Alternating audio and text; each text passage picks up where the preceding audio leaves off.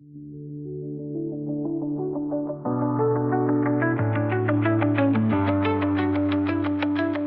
right, Ren brought scratch.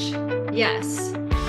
Yes, I agree. I think half my paycheck goes to the feed, and then I like go to Fleet Feet or like the running store in town, and I'm like, look at this beautiful wall of nutritional options for me here that I don't have to wait 3 weeks to receive.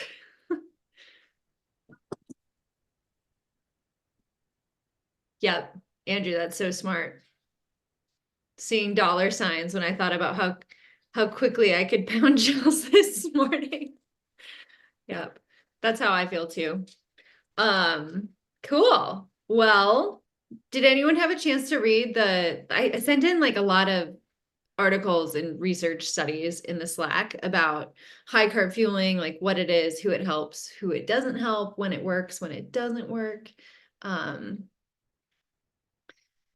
Jacob's going for it. He's one gel down. Awesome. Um, cool. Yeah, let's get into this. I think this is a really interesting topic because everyone is talking about this kind of fueling right now. No one is really talking about how to how to do it effectively. And as we all know, nothing new on race day or, as minimal new things on race day as possible. So I want to hear about how you guys are fueling your, not just your long runs, but like your speed workouts, your easy runs. And it doesn't obviously have to just be with gels. It can be like pre-fueling, post-fueling. A lot of times athletes and nutritionists talk about fueling for runs that are about an hour to 90 minutes. So I think I mean last time we talked to Kylie, she mentioned runs that are over 60 minutes we should be fueling for. Has anyone ever fueled for anything shorter than that? Like I have. I just yeah. I like bonked at like minute 6 the other day. So, it's always good to have like a secret stash of gels like in a belt or in a vest or something like a just in case, like pull the break of glass. If I don't fuel well before a run, like if for some reason I notice I didn't eat quite enough, then I will take a gel either right before or like in the first 5 to 10 minutes. Yeah, Yeah. I do the same thing like right before, or I'll do a stroopwafel because it feels like I'm watching less money go down my throat when I do a stroopwafel instead of a gel. But there's sort of like the mental check before I go out the door. Like if I'm even remotely hungry, I try and get something first.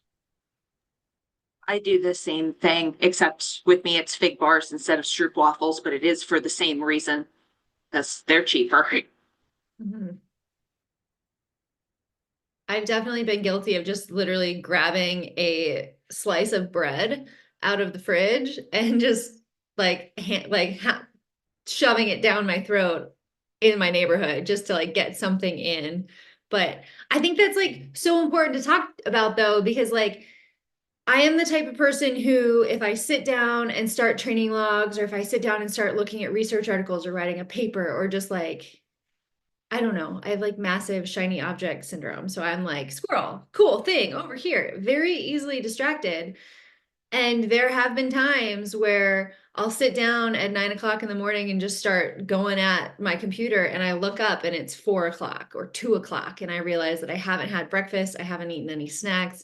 I probably have like not even had water, anything beyond coffee. So I think like the way that we fuel ahead of our runs like definitely makes a huge difference in how we feel, right? Like you can usually tell how well you fueled based on how you feel the next day during your run. So I think that that's really interesting. I also, I'm trying to find the research on this. It's a long time ago because I remember hearing about it in college, but um, they saw that if you just rinse your mouth with like a carb solution and then spit it out, your body thinks that carbs are available, so it helps with performance. So I've wondered about that too, like how much of this is actually just having fuel available, and it's more about just like my body thinks that the fuel is available because I gave it some carbs right before we went out. That's a good question. I think I think there is like a mental component where you swish it around in your mouth and you're like, cool, great, spit it out. I think it might be worth trying that in training. If you get like nauseous in the heat, or if you're testing your salt levels, because like too much salt can also cause nausea. But too many carbs can also cause nausea. So I think definitely practicing that in training is a really good idea. However, I think if your body's not getting the carbs and the calories, you can get away with it to a certain point, but that's it. There's a gray area, and then there's a significant line, like not even in the sand, it's in the concrete. Like you're gonna start to crash at a certain point. Yeah, I just more meant like it almost always, I'm like, all right, now I'm ready to go. And like my body clearly hasn't actually digested all of those carbs immediately. And so I do feel like there is kind of like that mental component of heading out on a run recently fueled. Yeah, that's a good question. I think like different gels, depending on the types of sugar used in the gels, have like different absorption rates, which I realize is a word on this list. Jacob's on gel number 2. All right. God, I hate the consistency of Martin so much. Yeah, I do too. They're so bad. It's like, oh my God. I can't. I have to shoot it like an oyster. Like, you know how like you suck an oyster back, and if it sits in your tongue, it's so gross. That's how I feel with every gel. Like Precision and Martin with that. Oh, I just gotta like shoot it back. Yes, I think the cool kids club term is now slurping. As long as you can't hit the texture of it and it just goes down really fast. I like the texture of Precision. I haven't tried the Martin ones, but I like is it similar? Precision. Is it Morton is like a little more firm. okay? I don't know. More gelatinous, perhaps. Yeah, Morton always feels like I'm trying to do a Jello shot in the middle of a run, which is Uh-huh. like not high on my list. Yeah, not what I'm trying to do in the middle of a run, but it's the first time I took one, I immediately went in and it came right back out. I don't like without even thinking. I was like, what is that? But I have never tried that brand because I was warned that it is like the consistency of cake frosting crossed with Jello, and I had a visceral reaction to that description in the store, and I thought I never need to try this. So I'm an SIS fan. It's like drinking snowball syrup. Oh, it's the SIS is where it's at. Love Yeah. that stuff. Do I you mean, guys to the extent that anyone can love a gel, but Speaking of consistency on Precision, has anyone had a expired Precision where it like starts to crystallize and there's like these little hard, feels almost like a little grain of rice in them? No, just me. Okay. I've had that happen with a different type of gel, and I can't remember what it was, but not Precision. I've had that happen with SIS, and I don't think it's the expiration date. I think it's just something with the batch mixing and maybe the temperature and shipping, or it kind of ends up having the consistency of like a boba tea. There's like little bubbles in it. Yeah, Kinda weird. it was hard like an uncooked like grain of rice all throughout the Ew. gel. And I've noticed, and maybe just because it's the only time I look at, but it was the expired ones. Andrew, the one I sent you doesn't expire until August, so have fun. There's still time. I will say, like, when I first started trail running, I would eat a lot of like the Huma gels, and I was a little freaked out by the chia seed texture. Um, However, if I were to consume a gel and it tasted like there were not quite fully cooked pieces of rice in them, I don't think that would go over very well with my stomach. That sounds pretty gnarly. I feel like we're just missing the opportunity to say this gel has some added crunchums on top of it for a variety of textures. Yeah. Yeah. You're not wrong. We should add crunchums to the list. Like it. So I think too, I mean, like looking at all of these different kinds of gels, like, have you guys tried the e-gels yet? You tried it? They're like really thick, like the same consistency as like a goo, but like there's just more of it and it's a little heavier. Um, but they've got 37 grams of carbs, 230 milligrams of sodium, potassium, and they're 150 calories per gel, which is great. But usually I can only do like one of these per long run just because it's like so thick and like makes your mouth stick together, you know? So do what you will with that. But there are different kinds of sugars that like absorb faster and slower than others. So there's like the long burning fuel and like the quick hits. So with like a goo, you take that in and it hits your bloodstream like within 15 minutes.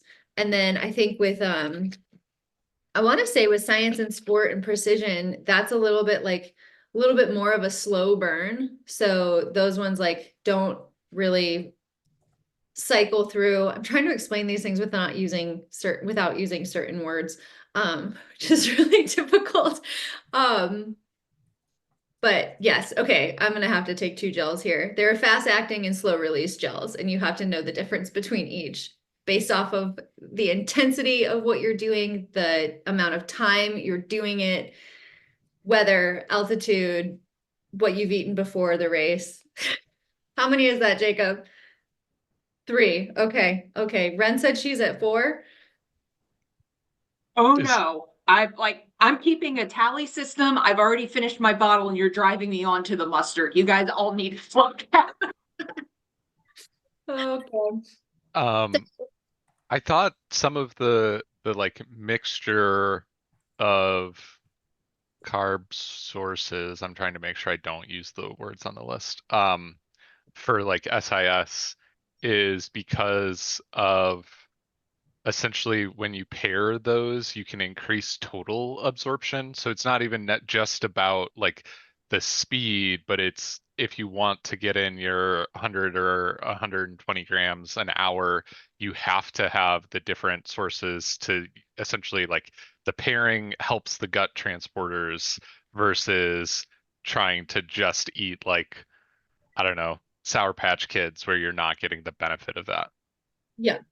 This is really hard to talk about without using these words. Because I'm looking at the list and I'm like, you're talking about that. I'm gonna take another gel.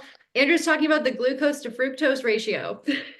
And you can absorb more if you find that ratio that works. I think this is why a lot of time, like when Tailwind first came out and they said it was for all day energy and it had like that ratio that you were looking for, it worked for a lot of people. But that ratio, I wouldn't like die on that hill. I think that ratio is great and getting the different sources of glucose to fructose in, dang it, is helpful for absorption. Jacob, you're killing me. This is so funny. Yeah, but I do think it like again, it depends on the intensity, the altitude, the distance, all of the things. That's why like an individualized nutrition plan is like better than going in with a broad idea or like a vague understanding of I'm behind of the absorption rate.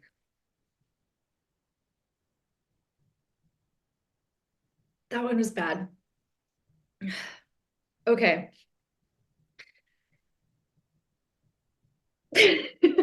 Okay. Jacob's stomach hurts. He's already dry heaving. Chris, what's up? You're at least 5 gels behind. Perfect. That counts.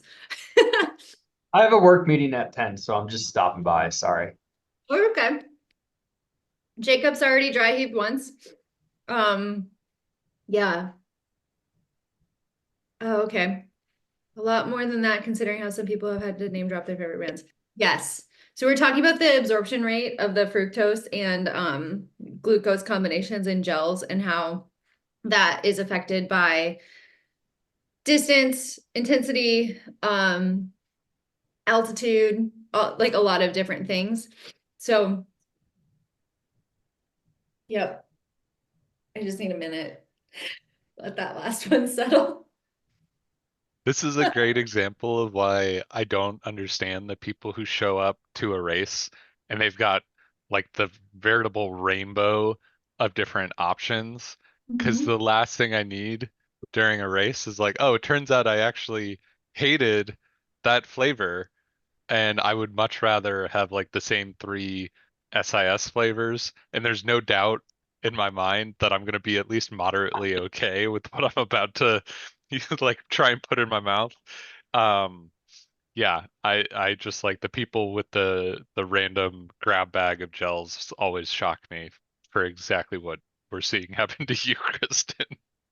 I do a rainbow, but it's not random. I have like very like I know that like some flavors are gonna like be too much after a while, right? And so like I'll like I like the chocolate goo for as a lightly Oh, caffeinated.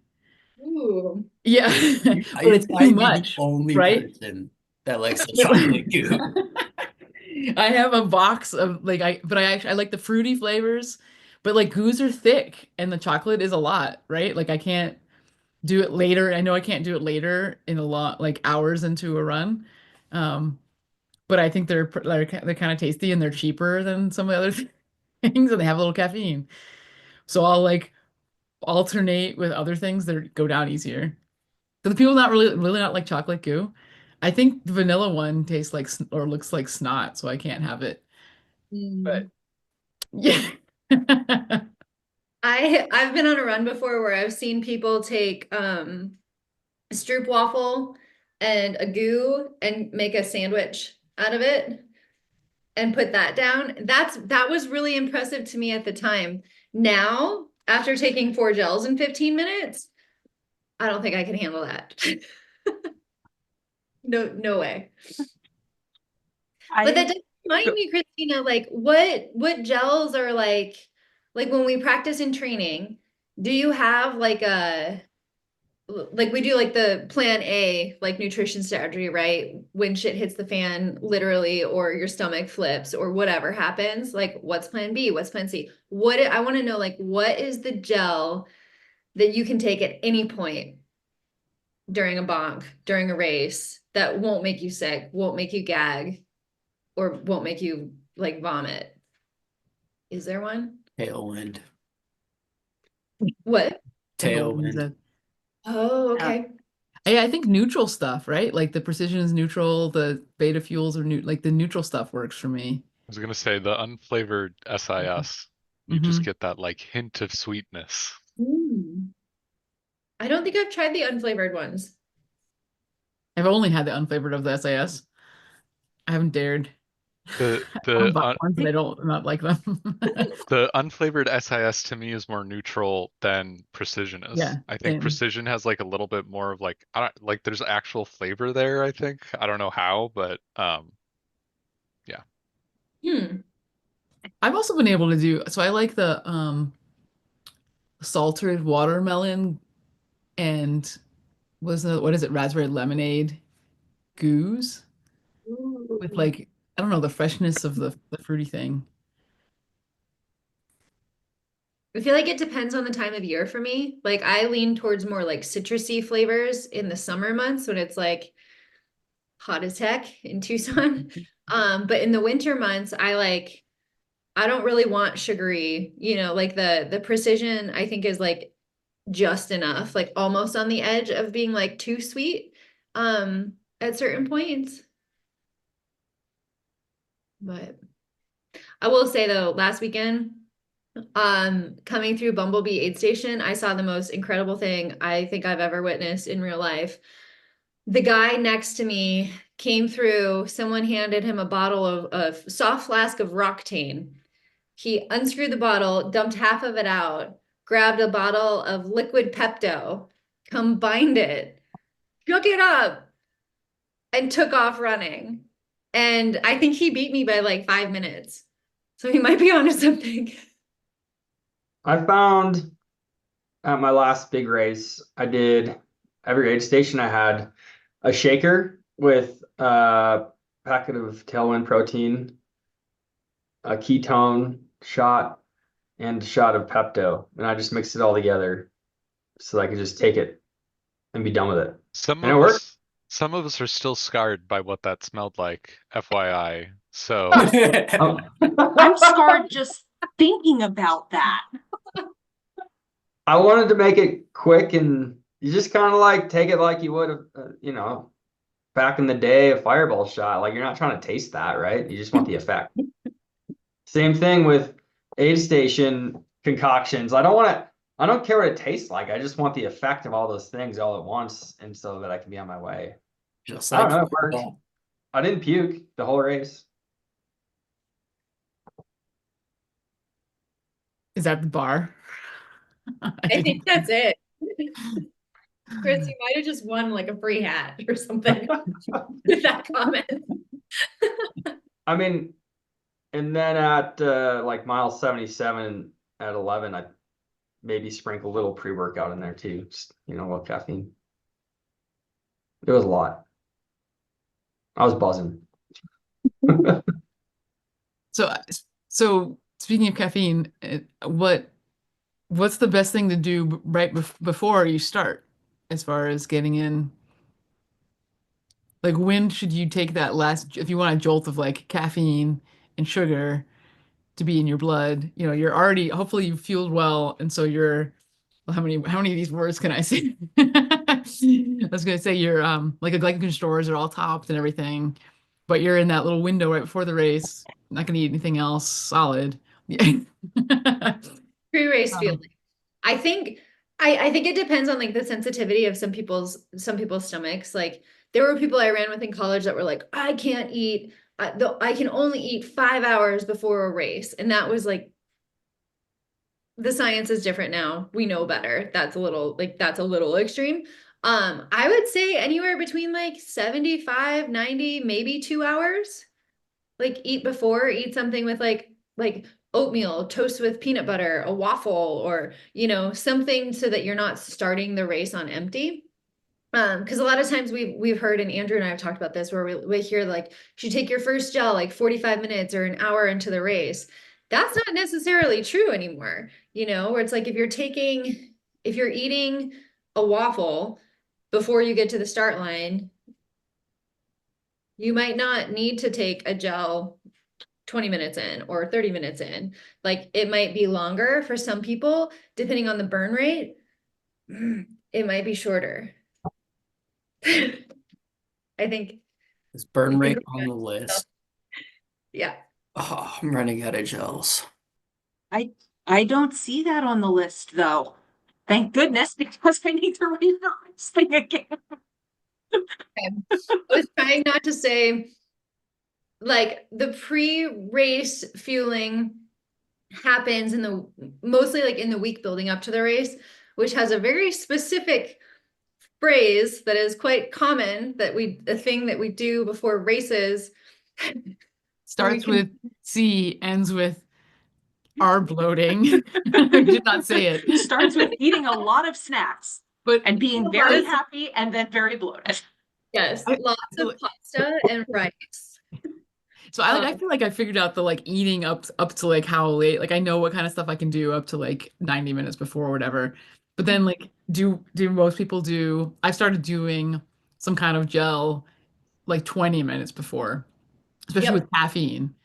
And I'm thinking about that, not just, I mean, I think it helps on like the running side, but like for say an orienteering race where like my brain needs to be good, I feel like the caffeine could be good, though I have to figure out like what, because I think it'd be possible to do too much and be like not focused. Like it might be okay if it's like a climb, like a hill climb, but not if I'm trying to think. Mm-hmm. But yeah, I think too much caffeine can make you like a little jittery and shaky. Oh, yeah. So I would time that out like 20 minutes before the race start if you like need a hit, or if you're feeling kind of like mental fatigue or brain foggy. I would do a gel with caffeine. On the I found that Nice. like I know the science is still out, but I found these ketone shots mid-race give me a pretty wild mental clarity afterwards. Yeah, I'm I was going to surprised. ask you about that when you mentioned those. Yeah, because I hear that's what the research on the ketone says, but I don't know if I wonder if like orienteers are using them because that seems like a good like runners are, but it makes a lot of Eh, sense in a race where people are like thinking a lot. I mean, they are the most disgusting of them Right. all, in my There's opinion. that. it smells like acetone. Like it It's so truly bad. smells like acetone. They're I had to look at the bottle and make sure I wasn't drinking booze Oh the man. first time I took it. Okay. But a lot of And mental clarity for me. that's interesting. Yeah, I have there's like a negative connotation with ketones in this house because my wife's a type 1 diabetic. So for her, she thinks of ketones as like that was like a bad thing when she was a kid, right? Like too many ketones. So it's weird to think of like consuming them. Mhm. But Yeah. I ran with a friend a couple weeks ago and she had a box of, I think 5 of the ketones come in a box. Is that right? Yeah, 6. 6. Okay. So she was telling me that she was working with Vic, sports nutritionist, and he said that you need to consume in order to get the like, even though they are marginal gains, in order to get the benefit of the ketones post long run, you need to take all 6 within 3 hours of finishing your long run. What? Yeah. Isn't that Yeah. like $100+ Yeah, dollars? that's what I was gonna say. That's so expensive. Yeah, which it's so expensive. And this girl was like, she's sponsored by the feed, so she doesn't have to worry about paying for it, right? So like, but she was gagging them down as we were going back to our Airbnb. And she's like, these aren't going to be effective unless I hit all 6 by this time.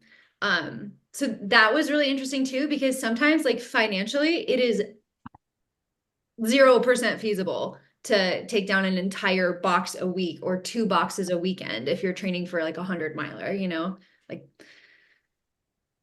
Black so coffee. We're just doing black coffee. yeah. I'm with you. I'm just kind of loading in caffeine in a steady stream throughout long runs where I know I need my brain online, but I also have a slight problem with coffee, so I'm adapted. Yeah. Has anyone tried? I'm looking at this list. This is so hard. This is like the hardest call we've ever had because I'm trying so hard not to say these races or these words, and my stomach really hurts. Me too. And some of us have had 3 damn mustard packets already. So that's 300,000 points. 300,000 million. Bye, Chris. Has anyone tried bicarb? Isn't that just baking soda? Yes. yeah, but you can't just eat baking soda without apparently disastrous gastrointestinal results. Exactly. As seen at track regionals my senior year of high school. So the answer to your question is no, I'm afraid of that. Yeah. Yeah.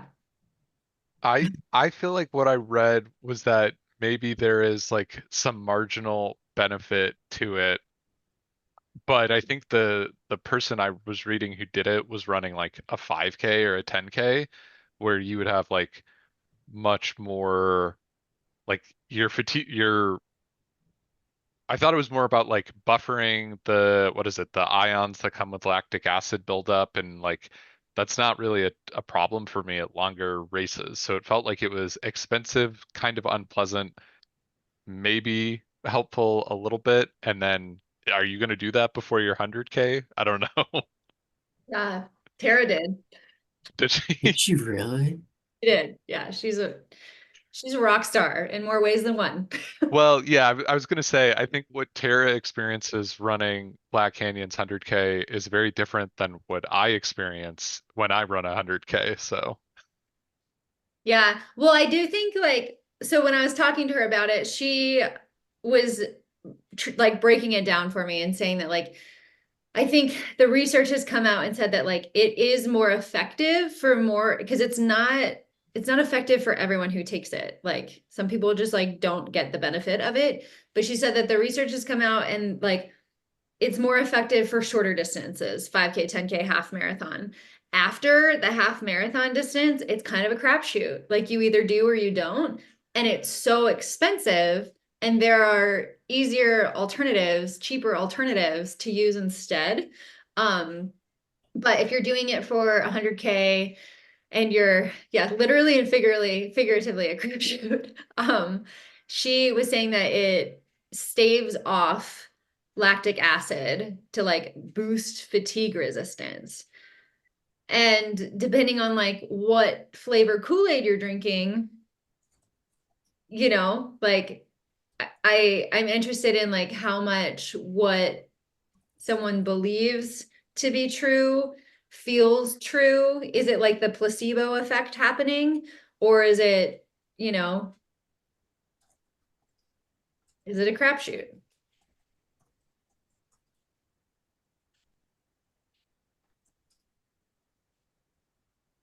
There's got to be a certain line of things I'm willing to try, and that's the line that I'm gonna draw.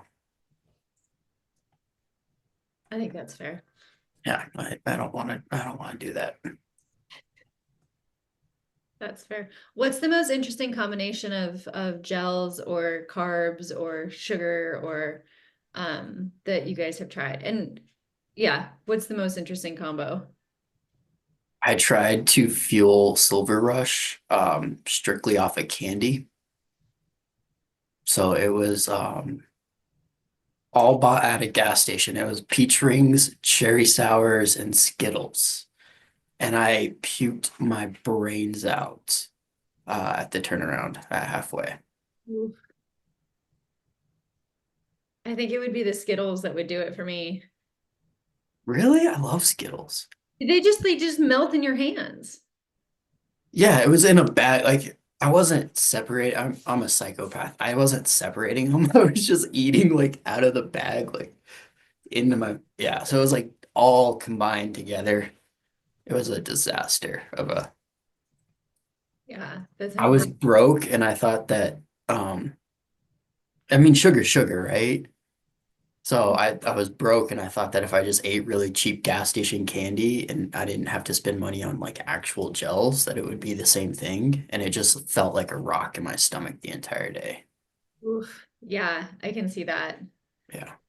When Colin did Tour Divide, he fueled the whole thing off of gas station food, whatever he could find in the gas station. But he practiced ahead of time. Like he'd go on like couple day overnights and he'd stop at gas stations and be like, okay, I need to find protein. Prepackaged hard-boiled eggs it is, you know, like that in itself would make me vom. Um, I just thought my like 8-year-old left at home diet would work, but pull you through. yeah. I think there's something to be said about that though, because like sugar's like it's all carbs, right? And so you might have just been taking too many up front, especially if you were like wolfing it down like a psychopath, for lack of a better term. But that's one thing that's really interesting to me too, because when I was training for Black Canyon, I was trying to find the like Goldilocks zone of carbs per hour for me. And there was one run that I went on where I took in 100 during the 100 grams of carbs in the first hour, and it felt like there was a rock in my stomach. Like the idea of running fast after that, or just like continuing to run for another 3 hours, felt impossible. And so once I dialed it back from like 100 to like, okay, maybe I'll stick around 90, and 90 still didn't feel great, felt better, but not great. And then dialing back, and like kind of hitting that Goldilocks zone for a 50K distance between like 70 and 80, which is a lot less than like, you know, the 90 grams that is now being recommended. But that's what worked for me for that intensity and that distance. But But it's also a shorter distance, right? Like I know for 100 you're gonna want a lot more, but you're also going at a lower intensity.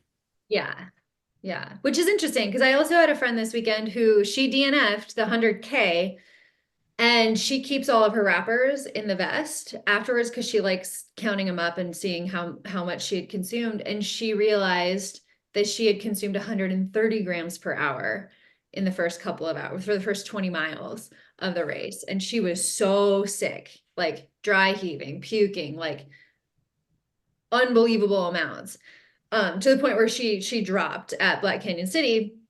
But it's tough because it's like there is that line, where it's like there is such thing as too much. There's obviously such thing as not enough. I do think, Jacob, to your point, the distance matters so much because if you're going at all day pace, you can take in more.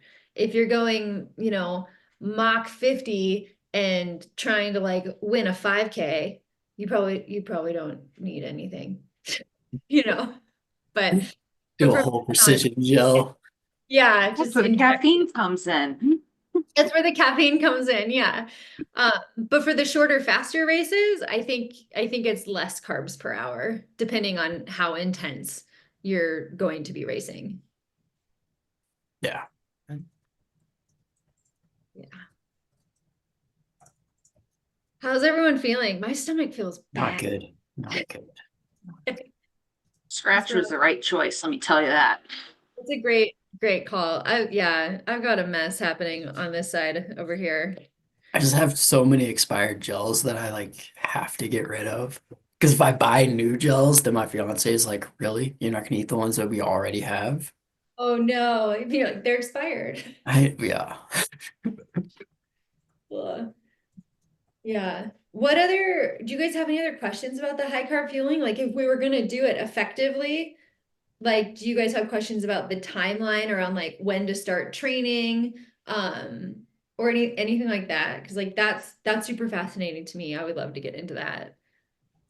Have you watched any of David Roche's his training for Western States videos that he's putting out now?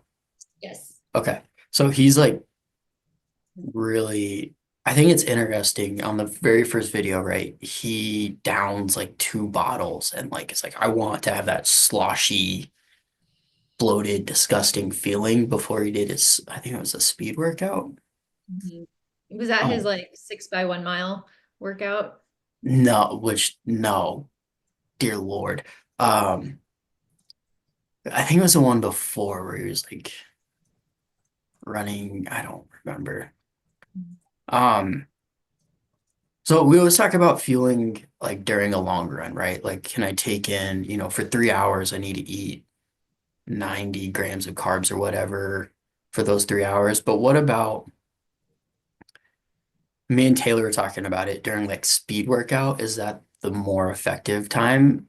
Because essentially you're at a higher intensity, which would be similar to like what it feels like later in a long run with that intensity. Is it more important to try to understand how to eat Yes. then Yep. than it is? Okay.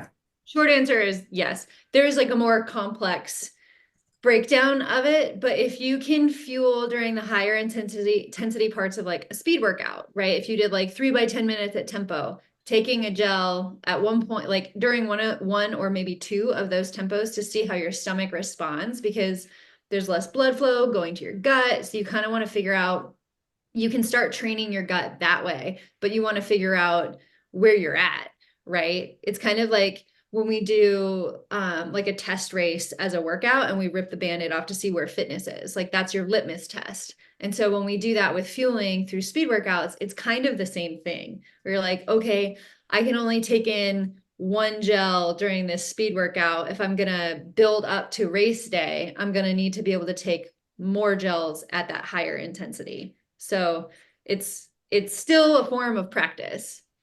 Okay. Um, do you need to hydrate more in order for your body to take in those higher loads of carbs? That's a really good question. Yes. However, be very careful because sometimes like the Science in Sport Beta drink mix has 80 grams of carbs per serving. And if you're sipping on that while you're taking precision gels, you're going to go over your carb limit, which is not going to feel good. So you have to be really careful. So it's like if you're going to drink Tailwind or Science and Sport to wash things down, like take less carbs in your gels at that point. But if you're going to take your carb intake mostly through gels, sometimes just having pure water is the best way to do that. That way you can like keep a running tally of how much you're actually getting versus like, oh, I feel really bad right now. And then again, finding out later that you took in 130 grams of carbs. Yeah, I've been doing just plain water. And what I've found is that like I just naturally drink more water because I'm trying to like wash all that gel after feeling in my mouth. Mhm. So I was just curious because when I didn't drink enough water taking it, that's when I was like, I didn't feel good. Yeah. Yeah. I think kind of like diluting it too also probably helps your kidneys filter things out. Like also helps it get into the bloodstream. Like I think that there is definitely something there where pure water would definitely help. I think the interesting thing about that question is like last week we were talking about electrolytes and sweat and sodium intake and magnesium and potassium and all the things. So sometimes I think it's really important to like pay really close attention to the nutrition labels. But if you're getting in too much magnesium in like a Tailwind or a Scratch or a precision drink or something, like that can also cause the GI discomfort. So it's so tricky because it's like if you're just having GI discomfort, it's not always a byproduct of having too many carbs. Like you really have to look at like the bigger picture, you know? Um, I don't know if anyone else has ever done this. I have like a little soft flask. It's like a quarter of a liter and it has like a little cap on it. And I would mix the SIS beta fuel, put them in that, and then I would, so it was two SIS beta fuels in a little soft flask thing, and then I would top it off with water. Like not a lot, but like just to help make it a little more liquidy. I don't know if Mhm. anyone else has ever done that, and I found that really worked. Um, One, it makes it easier to like kind of drink it instead of like having to slurp it. And then it also, I was getting a little bit of liquid to help kind of like wash it down as well with them. Yeah, I think that's a really good I'm- idea. I've never thought of that myself. That's brilliant. I've My mom considered used to blend power bars with water in her bottles when she would do like long bike rides, and that's where I got that from. Whoa, I like everyone's face kind of changed when you said that. Yeah, back like my dad used to do a lot of um like the triple bypass and Leadville bike. And so he used to blend power bars into like the little bottles, and that was how he would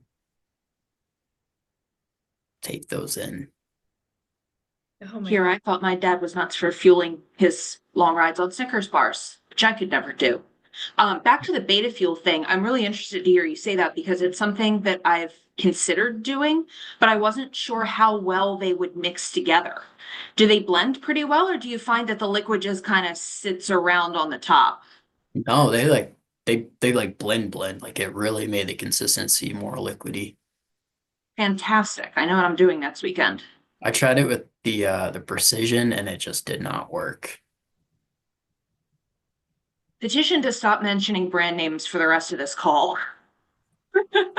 At least certain ones that are on this list. I literally Yeah, I was doing it with that was PF. like Martin, Precision, Scratch. Like Okay. we're all doomed. We've all failed. Uh, yeah. With the exception of the brand names that are noted on this list, though, I am really curious about what type of higher carb gels and mixes people are taking that they've done well with. Like, I feel like we've had a couple of threads recently about has anybody tried X, and I had never seen that X existed before. So, what are we using that's working? I have nothing to contribute. I stick with SIS. I'm boring. Yeah, Logan had asked about Santa Madre unusual gels. I had never heard of them either. But Nasty. They are so nasty. It's a Okay. minty tasting gel. It's a mint Oh, gel. yeah, I couldn't do that. I can't do It, mint. I it can't. has the same consistency as Martin as far as like that jello-y, like slimy jello. Gross. I feel like I can't even do mint ice cream. Like mint goes on your toothpaste, not into your digestive system, right? Like I Not a would, dessert flavor. yeah, not a dessert flavor. I would die if I took a mint flavored gel. That sounds bad. Um, Ren, to answer your question, I um I really like the SIS beta fuel. I think that one's really great. The gels have 40 grams of carbs. The drink has 80. So, I mean, really for shorter, faster stuff like a marathon, maybe you could just sip on a bottle of that and probably be okay. After training with it for a while. But that's that's been one of the only things that's worked for me after learning about spring energy. I was a committed, God dang it. All right, we're breaking out the chews. I was committed to that brand and that's amazing. You filled bottle tops. Jacob, when I heard you were bringing the expired gels, I figured, okay, somebody came to play. Ren came to party. I hate mustard so much. You can take it. It's all yours. I don't actually want to win this box. No one I wants to win this game.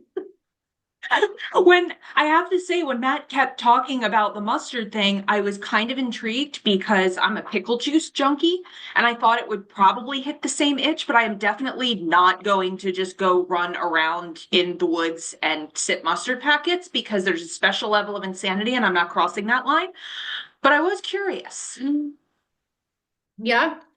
The next time I was at a gas station, I grabbed a handful, took a picture, and sent it to Matt. I was like, we're set. I didn't try any of them though. I hate the smell of mustard makes me sick. I hate yellow mustard so much. I mean, after hearing about what Chris combined, like, I don't think I'd ever get the smell of that out of my mind either. That sounded awful.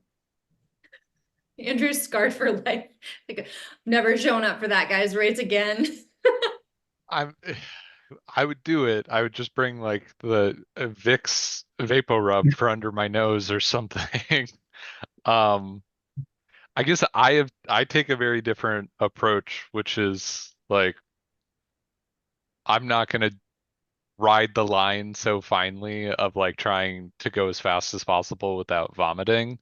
Mhm. Um, Not worth it for me, right? I mean, you saw how I fueled at Orcas, where it was just like, all right, I needed to change the plan a little bit, but I definitely um wasn't trying to maximize to that same degree.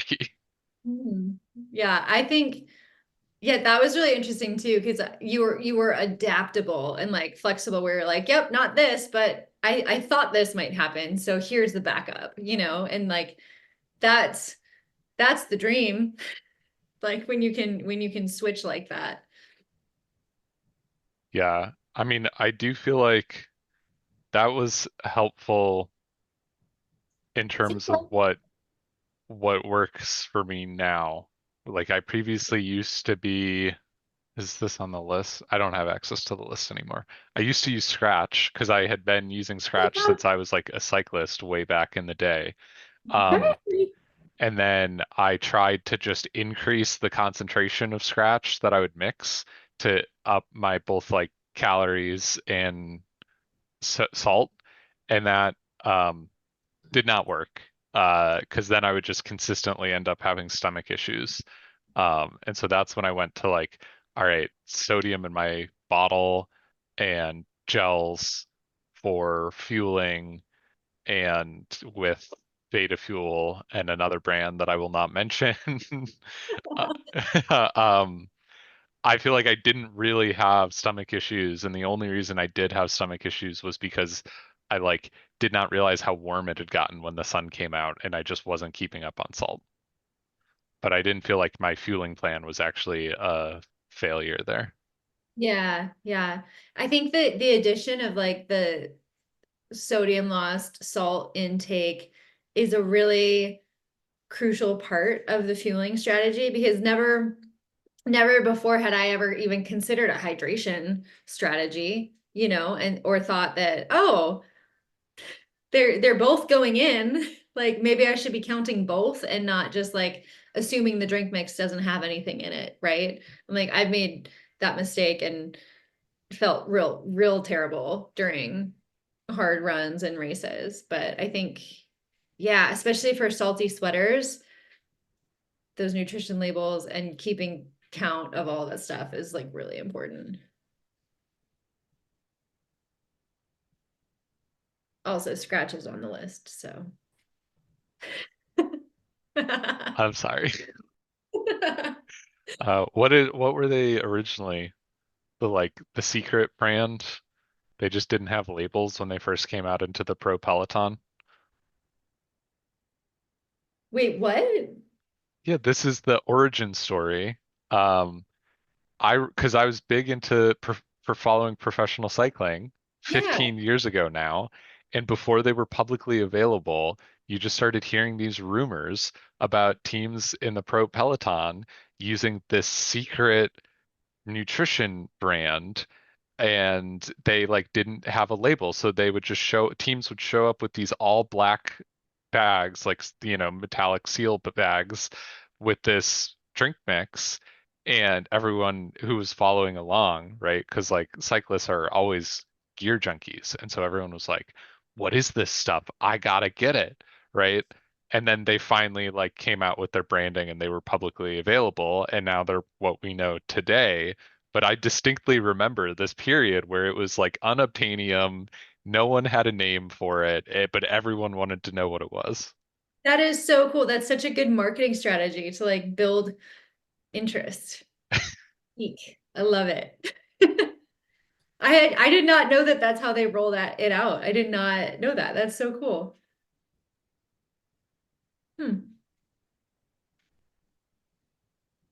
All right, guys, it's almost 10:30. Anyone want to count up their gels at this point? All right, Ren's got a notebook. Awesome. Okay, I'm 1, 2, 3. 1, 2, 3, 4, 5. I'm six gels and half a chew deep. And I don't think I'm going to be able to get off the floor later, so. I got 5 gels and 1 thing of chews. They're all in my trash can if you wanna. And they're all expired. All expired. God. We did some spring cleaning. Cool. This was one of my favorite calls we've ever done. I have a 5-hour car ride that I have to go on after this, so that's gonna be fun. Oh no, I Yeah. would bring a bottle of Pepto with you. Just If it eat was me. Tums. Or Tums, yeah. Something to use as an insurance policy. It's a good idea. I Yeah. have my final total, and it is 42 sips from a bottle containing a drink I will not mention and 3 mustard packets. And it's because of all of you people talking about your favorite brands that come in big pouches. That was 14 mentions. So I didn't realize you were like tallying this. yeah, I counted. How do we like? That is wild. Okay, well, Ren, I think you might have won.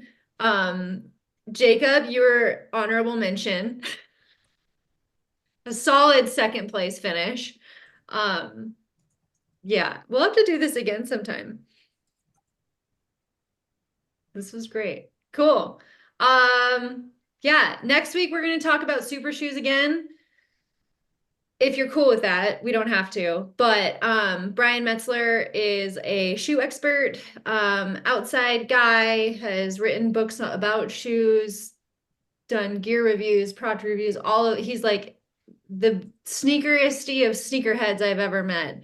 And he actually approached me and asked if he could come talk about shoes with all of us. So I think That's that awesome. was fun. Yeah. So we'll get that set up, and then we'll just keep rolling. You know, maybe bring expired gels next time, and anytime someone says the word carbon plate, you take one. I don't know. Make the rules. We'll see. But otherwise, I hope you guys have a really good weekend.